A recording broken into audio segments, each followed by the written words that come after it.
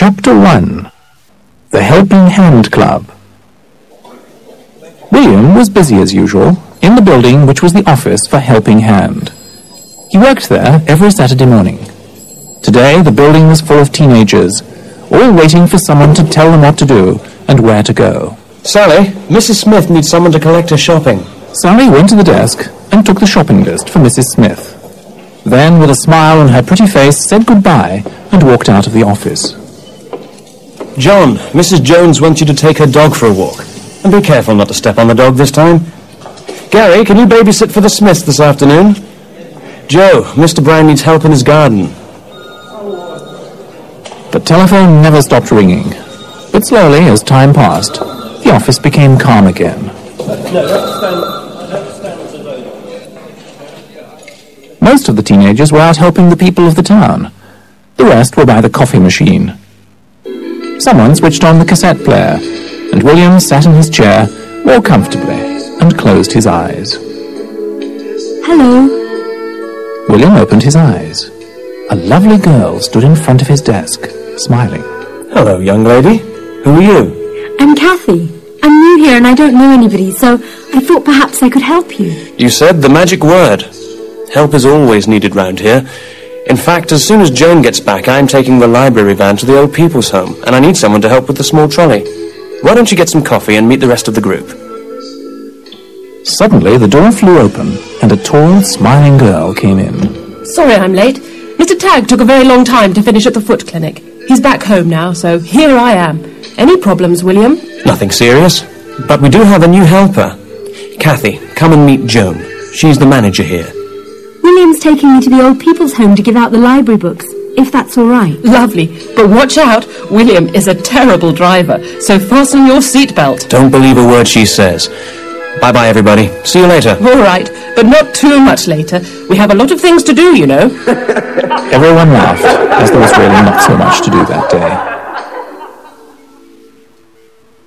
William and Kathy walked out of the office and got into the van. Don't worry, Kathy. I'm a safe driver and it won't take us very long to do this job. Kathy smiled at William and looked at the busy street outside. I'm not worried about your driving, but it will take us a long time as there's a lot of traffic in the streets today. All right then, let's hit the road.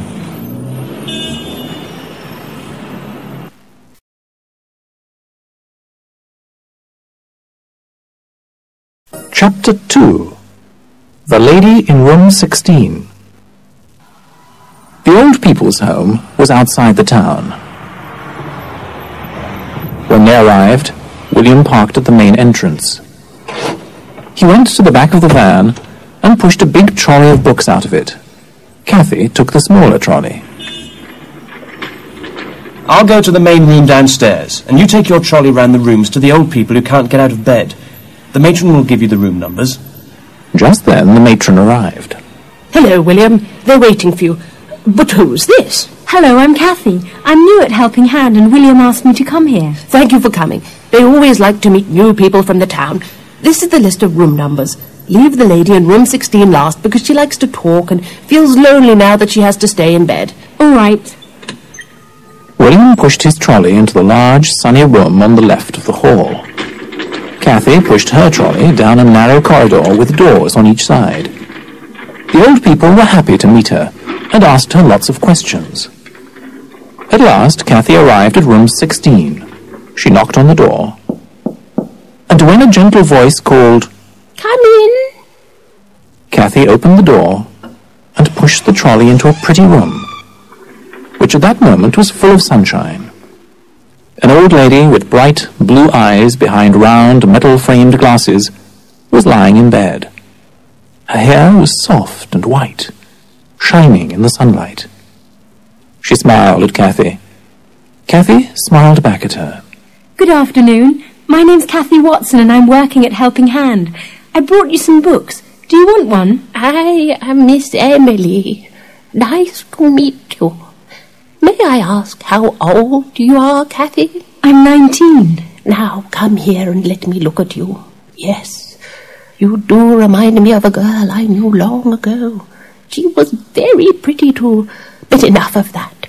Please come and sit down on this stool beside me, as I have many things to tell you, and there is very little time left." Cathy sat down beside the old lady. She felt calm and peaceful, but curious too. The old lady began to speak softly. "I am very old now, but when I was young I went to work in a big house.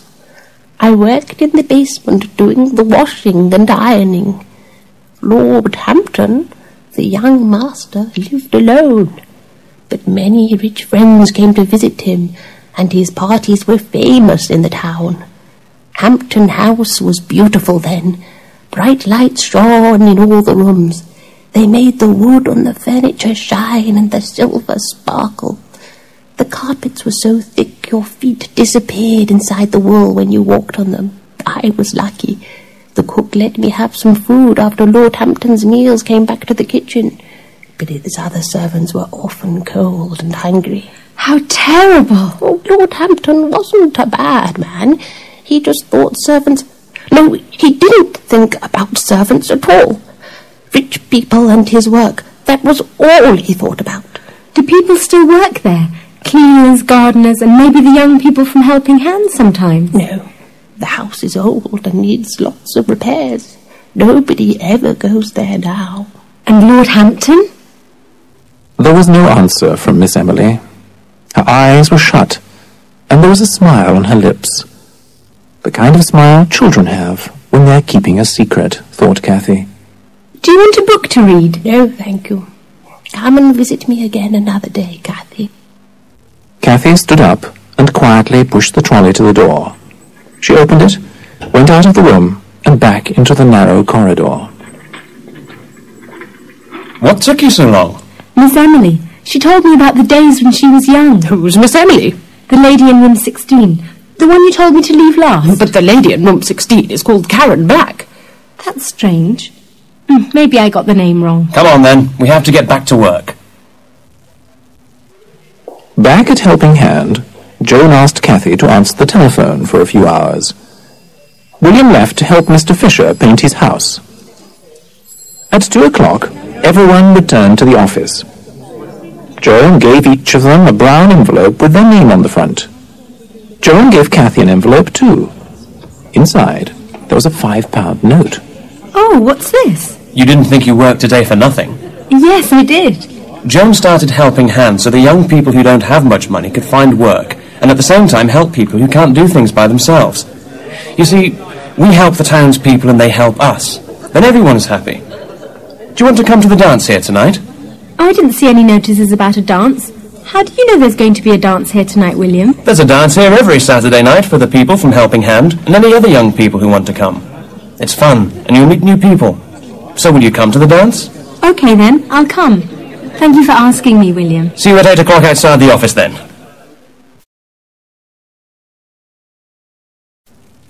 Chapter 3. The Dance. That evening, Cathy took a long time to dress, because she didn't know what to wear. She finally put on her best dress and shoes. Then she brushed her shoulder-length fair hair until it shone. A last look in the mirror showed a slim girl with happy brown eyes, her oval face framed by soft curls. William stood at the end of the road and waited.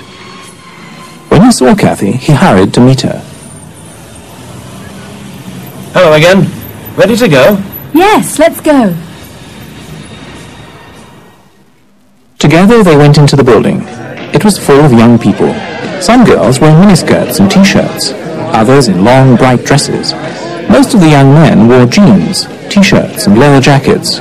Everyone wanted to enjoy themselves. William greeted his friends, then invited Cathy to dance the moment the music started. They danced nicely together. And when the music stopped, a girl with soft brown hair and shining brown eyes came near them. This is Sue. Sue, say hello to Cathy. Hello, Cathy. Nice to meet you. Come and meet the rest of the crowd. Just then, a tall young man came forward.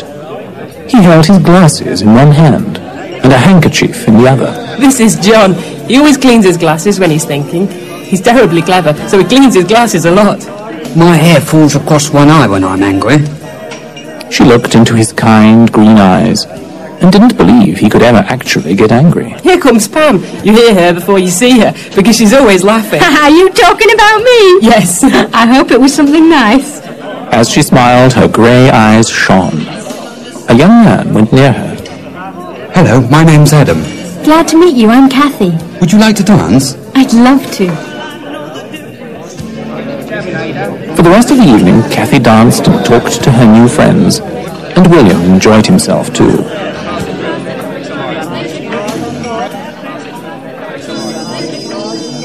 Last dance.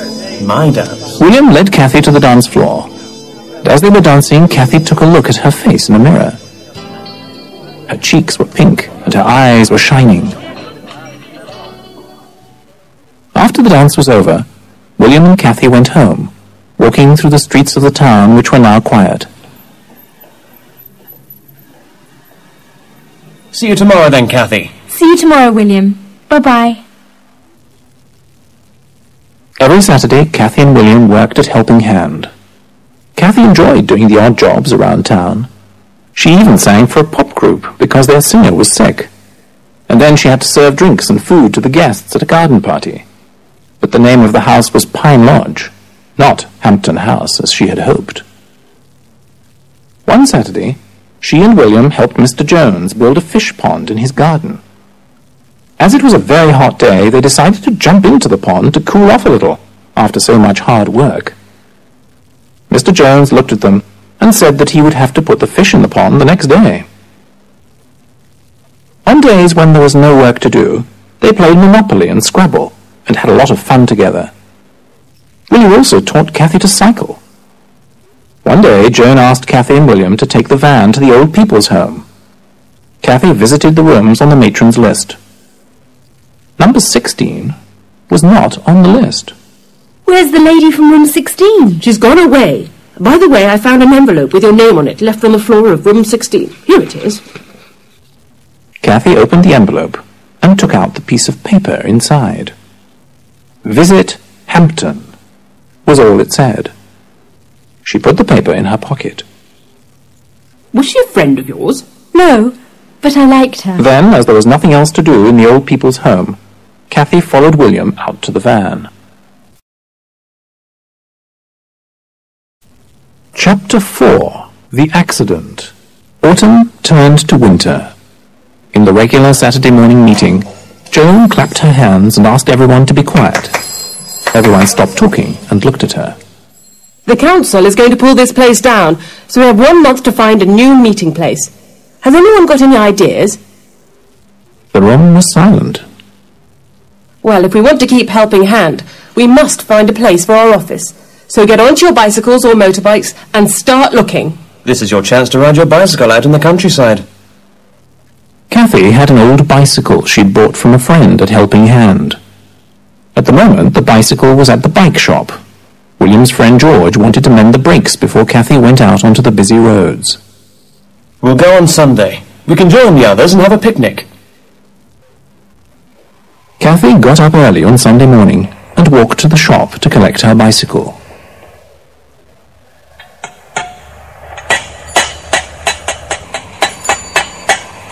Hello, you're up early, aren't you? Yes, we're going on a picnic today, so I need my bicycle. Well, the new tyres are on and the front brake works, but today I wanted to mend the back brake. It's not working properly. Oh, never mind. I'll ride slowly and I'll try to be very careful with the front brake. It's very dangerous to use the front brake without the back one. If you put it on too hard, you'll fall off. She still didn't know how to ride her bicycle very well, but she wanted to go on the picnic more than anything else. Show me what to do, then I won't be in any danger. George got onto the bicycle and rode round Kathy. Then he put on the front brake. The back wheel of the bicycle moved to the side and George nearly fell off. Now, you see what can happen? He pushed the bike over to where Kathy stood. Yes. Now you try, but this time use the front brake gently. Kathy rode slowly around George, then gently put on the front brake. The bicycle slowed, then stopped. That's it. But remember, you have no back brake. Your bicycle is dangerous. Thank you, George. And don't worry, I really will be very careful. That must be William and the others. Well, have a good time and bring your bicycle back here tonight, so then I can fix it properly. Goodbye, and don't worry. She got on her bicycle and went to meet the others. They all started cycling together towards the countryside. Is everything all right? No problem. At the end of the road there was a hill. They all cycled slowly up that hill, and Cathy pedalled harder to catch up with them. At last they got to the top. Who wants to race me down the hill? They started going down the hill. They were going faster and faster, and William was singing loudly. This is like flying! Cathy's bicycle zoomed down the hill. Suddenly, Cathy saw a crossroads at the bottom of the hill. A lorry was coming slowly from a side road, moving into the main road. Gently, Cathy put on the front brake of her bicycle. But it just slowed a little. It didn't stop. Put your brakes on, Cathy! I can't! William, help! Oh my God! Cathy froze with fear. She saw the look of horror on the lorry driver's face just before she crashed into the side of his lorry. Then, for a moment, everything went black.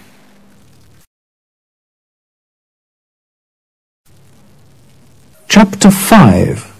Life or Death. Cathy heard people shouting, and then the sound of her bicycle wheels spinning round. She opened her eyes and saw William's face, among other faces, looking down at her. Finally she felt the pain all over her body. It slowly spread from her head to the rest of her body. It was so bad she could hardly breathe. A siren sounded in the distance. William, who sat on the road next to her, gently lifted her head. You shouldn't move her. The ambulance is coming now.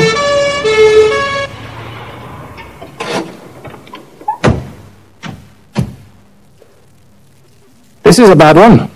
We'll take her now. Can I go with her in the ambulance? She won't know you're there, but get in if you like. Don't worry about your bike. We'll bring it to the hospital. Thanks. William climbed into the ambulance and sat down near Cathy. He felt terrible. In fact, he was shaking. Cathy looked so white, and there was a deep cut on her head. At the hospital, William was walking beside the stretcher, praying for Cathy's life, while tears filled his eyes. The nurse came up to him. Wait here, please. Will she be all right? I'm sure she will. You should drink a cup of sweet coffee. It's good for shock. You look terrible. The nurse brought William some coffee. He drank the hot coffee slowly. The long wait had begun. Slowly, the young people from Helping Hands started coming into the hospital. At first, they talked to William, but he didn't want to talk. He only wanted Cathy to be well, happy, and laughing again, as she was a while ago on the way to the picnic. 1 hour passed, then another. The young crowd left, but William sat quietly and waited. The clock ticked on the wall, and the hands moved round, then round again. William hated that clock. Then the door opened, and the doctor walked up to him. William couldn't speak or even breathe. Are you William? Yes. How is she? A nasty bump on the head, some cuts and bruises, but nothing broken. She's awake now and wants to see you. She also shouted the name Hampton House. Is it her home? No, it isn't. Yeah, she must stay in town when she leaves the hospital. No long journeys on trains or buses. I'll make sure she stays in town. But can I see her now, please? Yes, she's waiting for you. Cathy smiled shyly at William. He looked tired, and his T-shirt was covered in dirt and blood. He sat down on the chair next to her bed. How do you feel? You gave me an awful fright. Much better now. The doctor says I can go home tomorrow. Yes, he said you're fine. He also told me that you said something about a house called Hampton, or something like that. Hampton House. A lady I met in the old people's home said she used to work there once. A nurse came into the room. It's time we went, young man. Come again tomorrow and take her home. Good night, Cathy. See you tomorrow. Good night, and thank you, William. Cathy relaxed and closed her eyes. She thought about the old lady's story. Who was the old woman? Why did she tell me about her past? She seemed to know me, but I had never seen her before. Rich masters with lots of servants have not been around for a long time, and the old lady looked so old. This Lord Hampton, can he still be in that house? Why did she give me the invitation? Oh, it's the bump on my head that makes me feel confused. The man must be over 100 years old. The house is probably empty. With this last thought, Cathy felt very calm. When the nurse opened the door a few moments later, she was pleased to see that Cathy was asleep. Chapter 6. Hampton House. For the next few days, Cathy stayed quietly at home. In the evenings, people came to visit her and told her about the search for a new meeting place. Everyone in the town was helpful, offering their garages, garden sheds, or even their spare rooms. But none of the places were any good as an office for Helping Hand. That's it then. Helping Hand will have to close. What about Hampton House? An old lady at the old people's home was telling me about it. Maybe it's just what we need for an office, as it's been empty for years. It's worth a try. You never know. 2 days later, William found some information about the house. He told Cathy that it was near the old people's home. He had checked on an old map of the town and found out where it was. We're going there this afternoon. Do you want to come, Cathy? Of course! You can't leave me behind. It was a warm afternoon. Cathy sat behind William on his motorbike and waved to the crowd from Helping Hand. They wanted to come and look around the old house too. After a long ride, they finally saw its old wall with tall iron gates in the middle of it. Some energetic young people climbed up onto the high wall, while others looked in through the gate. Cathy saw a wild garden with old trees covered in ivy. The house was exactly as she had imagined it, except the roof had fallen in. The windows were covered in dirt and dust, and they were cracked from the stones children had thrown at them for fun. It's falling down. What do you think, Sue? It does look dangerous. Where are you going, Adam? I'm going to have a look round. Adam jumped off the top of the wall into the garden. Everyone watched in fear as he tried to walk across the wild garden to the house. Suddenly, he came back to the wall and climbed quickly over it to the road. Snakes! The garden is full of snakes. That's it then. We can't use the old house. I'm not afraid of snakes. Before anyone could stop her, Cathy climbed up to the top of the wall and jumped down. Carefully, she walked across the garden to the heavy wooden front door. She bent down and cleared the stones and earth from the bottom. Then she slowly turned the big brass handle to open it. The door opened just enough for Cathy to get inside. Then it closed behind her. Cathy was in a large room. The walls were cracked and peeling. The ceiling hung down in places and the floor was covered in dust. The few floorboards that showed looked worm-eaten and dangerous. Cathy saw a great staircase covered with spiders' webs, and a small mouse sitting on the bottom step. Quickly it jumped away in a cloud of dust. Cathy became so frightened that she couldn't move. She was ready to leave the house when she saw a large table and 4 chairs. There was no dust on them. A candlestick stood in the middle of the table with a lit candle in it. Cathy went closer, and at that moment she heard the voice. Please sit down, Cathy. Strangely, Cathy felt relaxed and comfortable when she heard it. She sat down on the nearest chair and waited. A plate of delicious food appeared in front of her. It was hot and smelled delicious. Cathy felt hungry, so she picked up the heavy silver knife and fork, and soon her plate was empty. It disappeared, and a bowl of strawberries and cream arrived in its place. Lovely, thank you. I never could say no to food. Our time together is not ended. Please, come to the house another day, Kathy. She accepted the invitation, then carefully stood up from the table and walked round the room, keeping close to the wall, until she reached the front door. It opened easily, and she was outside again in the bright sunshine. The crowd gathered round her. What happened? Is the house any good for our meetings? Why did you stay in there so long? Kathy told them about the clean table and chairs, about the lovely meal, and about the voice. She saw the way they looked at each other, and she knew they didn't believe her. Come on, Kathy. It seems the bump on your head is more serious than we thought. If there's free food inside, I'll go next time. Everyone relaxed and laughed as they walked away from the old house.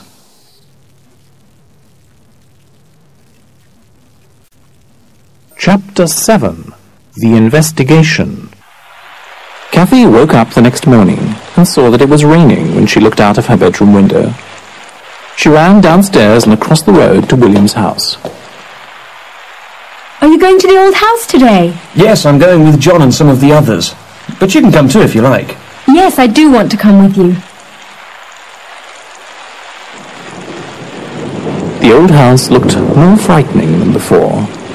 It was difficult for William and John to climb the wall because it was wet and slippery. Kathy waited at the gate and watched them walk across the garden. They went to the front door and together they pushed hard, but it wouldn't open. Then they walked to the side of the house looking for a window to climb through. William looked for a rock to break the glass, and John climbed into the house first. It was cold and dark. There was dust everywhere and mice ran across the room. The hole in the roof let the rain in onto the ruined floor. The wind made strange sounds too. John walked further into the room, just as William climbed in through the window. Can you see anything? No, there's no table here. The room's empty. I wonder why Kathy made up that story. I think that this house makes her say funny things. She's so much different when she's away from here. They climbed out through the window and across the garden to meet Kathy. Well, what's it like in there? Did you see anything unusual? The whole place is a mess. The floor is rotten and the walls are falling apart. The roof, as you can see, is ruined. Did you hear the voice or see the table and chairs? There was no table or chairs either. There's nothing in there. Kathy just made the whole thing up. Don't ask me why. Without waiting for Kathy, he started the motorbike and rode away down the road. The others stared at her, then walked away from her and got onto their bicycles. Kathy was now alone outside the old house. Slowly and carefully she climbed the wet wall and got into the garden. She walked up to the front door, turned the doorknob and stepped inside. The room smelled damp. The table and chairs were not in the room. Kathy was ready to leave when she suddenly saw 2 armchairs on either side of the fireplace. There was a small table beside one of them. Kathy walked slowly across the room. She reached the back of the chairs and looked to see if anyone was sitting in one of them. She was really scared as she did so. But fortunately, both the chairs were empty.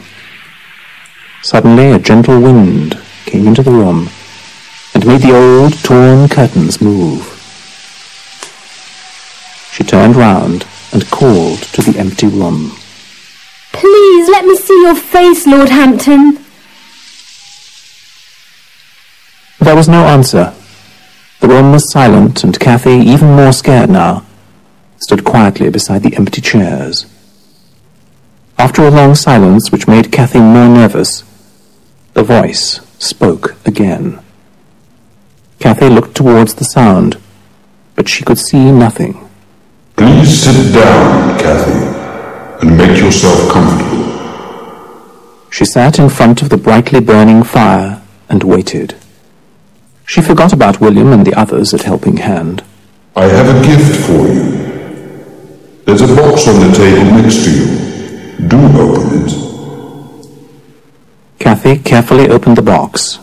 Inside there was a small diamond heart on a chain. Put it on. Then I must explain why the heart belongs to you. Cathy put the chain over her head. Then she sat quietly and waited. A voice echoed round the room as the story began.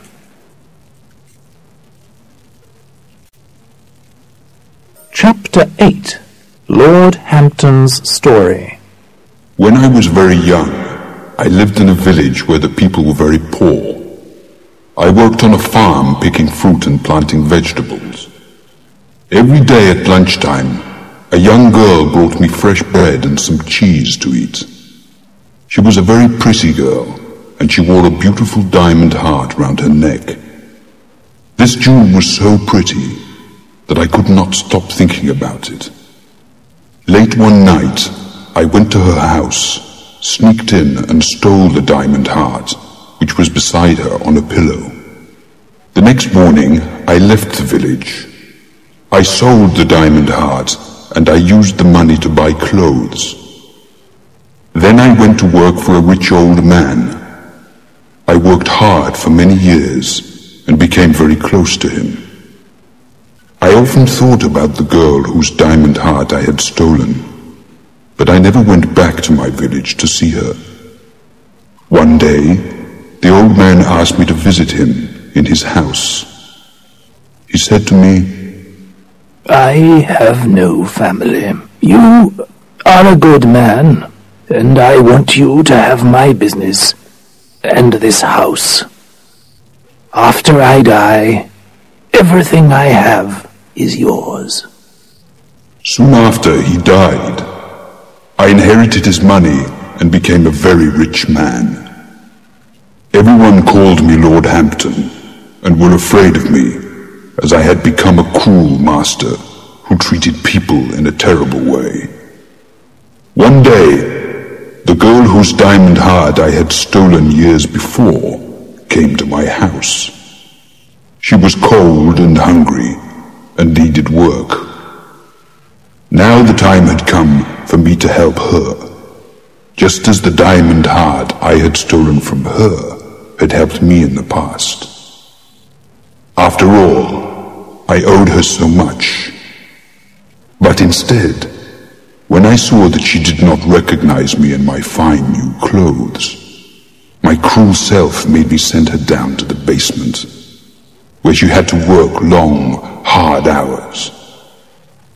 Every day she had to carry water from the well, boil it in huge pots, and then wash my clothes in it.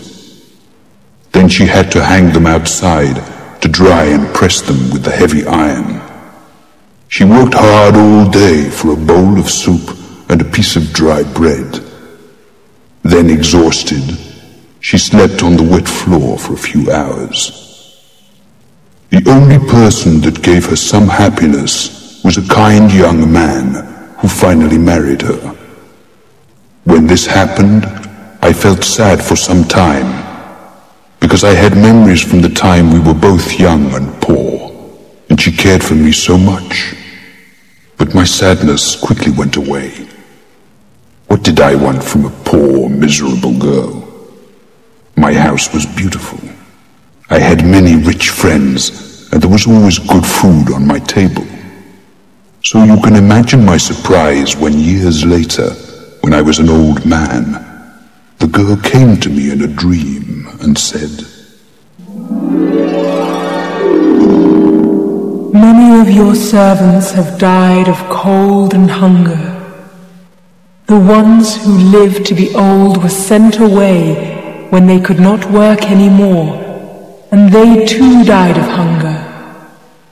Now you must suffer before you can find peace.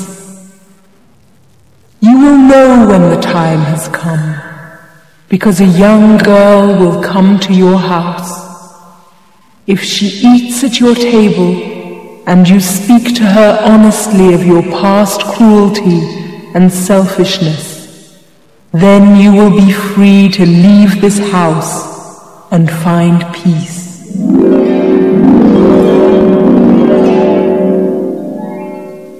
In the morning, I found the diamond heart on the pillow beside me, and I knew it had not been a dream. Soon, what she had told me became true. All my servants were old and tired. One by one they left, but no new ones came to work for me. My beautiful house started falling apart. My rich friends no longer wanted to visit me. For endless years, I have wandered from room to room, always waiting for a young girl to come and free my soul from its suffering. Now, I can finally find peace.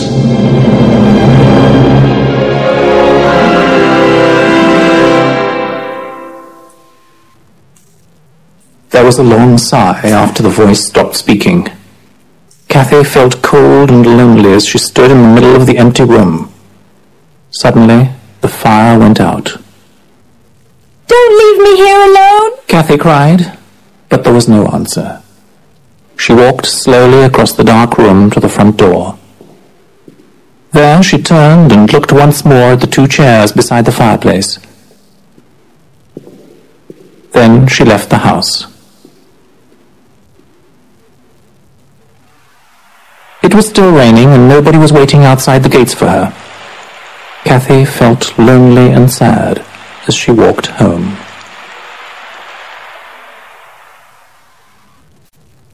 Chapter 9. A Matter of Choice. William telephoned Joan early on Friday morning. Hello. Joan, I must speak to you.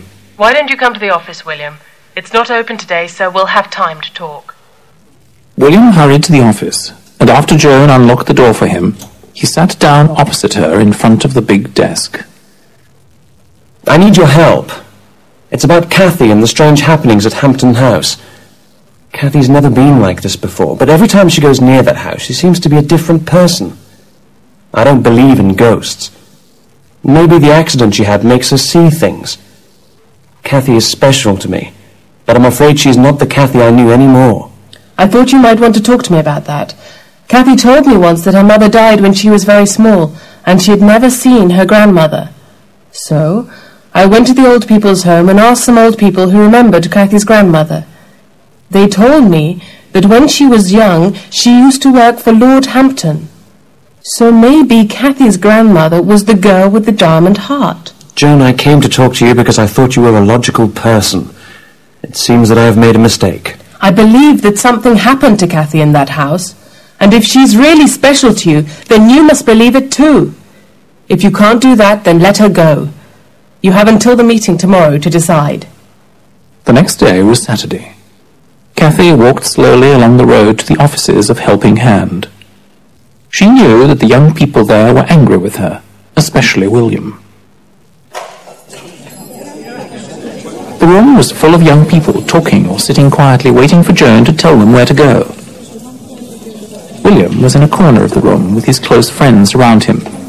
He turned his back to Cathy, but Joan hurried over to her.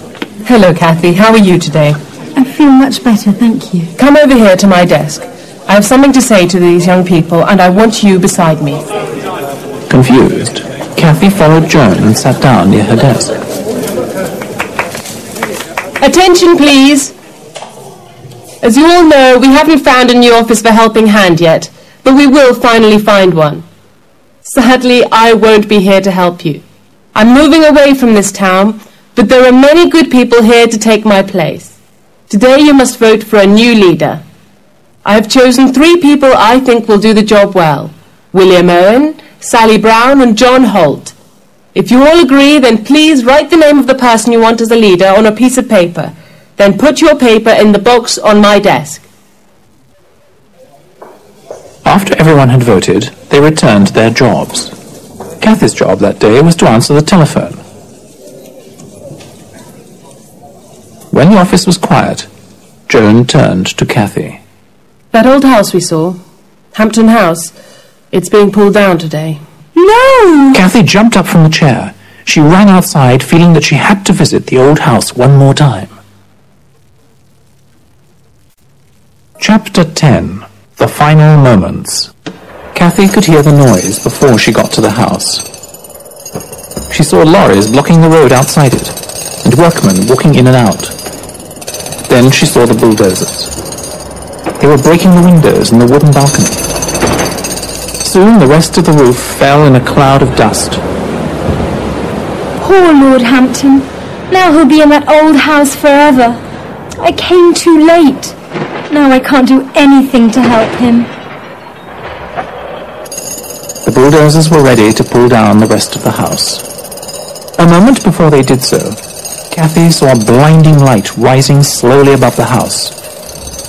For a moment, the house looked the way it did in the past, full of glamour, and then it fell to pieces. Only dust, bricks and stones were left where once the beautiful home of Lord Hampton had stood. Cathy looked at the light shining in the air. It became dimmer as it travelled higher. Then she thought she heard the voice call. Goodbye, Cathy. Goodbye. Have a safe journey, Lord Hampton. Goodbye. Move along, miss. It's dangerous round here. Cathy smiled at the workman. Suddenly, she felt very happy. She did not go back to the Helping Hand office. Nobody telephoned her or came to her home. But Cathy didn't mind. She waited quietly for a message or sign. It came at last through an article on the front page of the local paper, which began with the words, No ghosts in Hampton House. They pulled Hampton House down last Saturday. The house was empty, apart from an old dining room table and 4 chairs buried under weeds and rubbish in the garden. They had obviously been there for many years. In the basement of the house, workmen found 2 armchairs and a small table. That was all that remained of a rich man's property. Helping Hand Club's office is going to be in the new building. We're very pleased, said William Owen, the newly elected leader of Helping Hand. If anyone has any information about the house or its previous owner, please contact the editor of this paper. Telephone 335-3572. Cathy tore the newspaper into small pieces and threw them out of the window. The wind lifted the pieces high into the air. She didn't even look at them. The past was over, and now she was in a hurry to get to the new Helping Hand office. She wanted to see her friends again, but most of all she wanted to see William. Meanwhile, William was reading the same article at home. When he finished, he tore his newspaper into pieces and threw them into the dustbin. Then he took his coat and left. He walked down the road, whistling as he went. Then he saw Mrs. Smith coming out to collect her milk from the doorstep. Good morning, Mrs. Smith. There goes a young man in love. Best of luck, William. It was the day Helping Hand was going to move to the new offices. The old building was full of people who were anxious to help. But it did not take more than a moment for William to realize that Cathy was not there. Suddenly, he felt miserable. He sat in his chair and closed his eyes. She's right, of course. Who would want to be with a selfish person like me? I almost called her a liar, and I wasn't there when she needed me. Are you speaking to me? Cathy! I'm so sorry about what happened. I was selfish and cruel to you, but I promise you'll never be lonely or afraid again. William took Cathy's hands into his and looked into her eyes. She looked back at him. Hampton House was... Forget Hampton House. It's part of the past. Yes, but if we have any future together... if we have a future together... Oh, Cathy, I want that more than anything. But can you forgive me for the way I acted? I will never doubt you again. Of course I will, William. Oh, Cathy, I love you so much. I think that's everything. Sue, with one of the removal men, was looking round to see if everything had been cleared away. She saw William and Cathy holding hands. looking into each other's eyes. Well, you'd better put those two in the van. It's the only way we'll get them to the new offices. They both turned to look at all the people watching them. William threw his head back and laughed. So did everyone else, their joyful laughter filling the building for the last time.